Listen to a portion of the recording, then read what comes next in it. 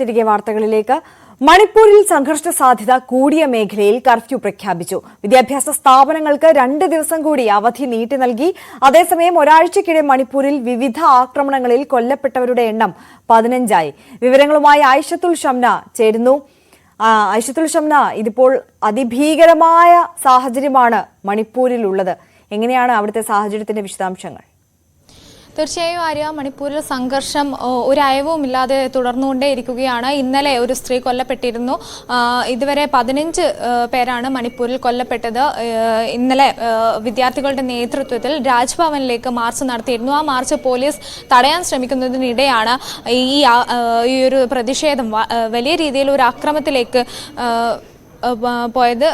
ക്ഷമിക്കണം ആര്യ, കഴിഞ്ഞ കുറച്ച് ദിവസങ്ങളായി ഇങ്ങനെ മണിപ്പൂരിൽ സംഘർഷം തുടർന്നുകൊണ്ടിരിക്കുകയാണ്. ഇന്റർനെറ്റ് സേവനങ്ങളടക്കം 5 ജില്ലയിൽ ഇന്റർനെറ്റ് സേവനങ്ങളടക്കം റദ്ദാക്കിയിട്ടുണ്ട്. ഒപ്പം തന്നെ 3 ജില്ലകളിൽ നിരോധാജ്ഞയാണ് മണിപ്പൂരിലുള്ളത്.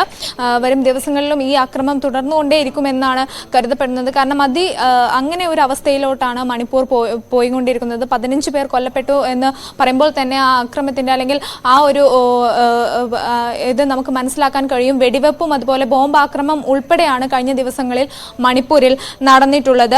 സർക്കാരിന്റെ ഉപദേഷ്ടാവിനെയും DGPയെയും അടക്കം അവരുടെ അടക്കം രാജി ആവശ്യപ്പെട്ടുകൊണ്ടായിരുന്നു ഈ പ്രതിഷേധം വലിയ രീതിയിൽ ഉണ്ടായിരുന്നത്. എന്തായാലും മണിപ്പൂരിൽ അതീവ ഒരു ഗുരുതരാവസ്ഥയിലോട്ട് അല്ലെങ്കിൽ അത്രയും ആക്രമണത്തിലോട്ട് പോയിക്കൊണ്ടിരിക്കുന്ന ഒരു സാഹചര്യമാണ് നിലവിലുള്ളത്.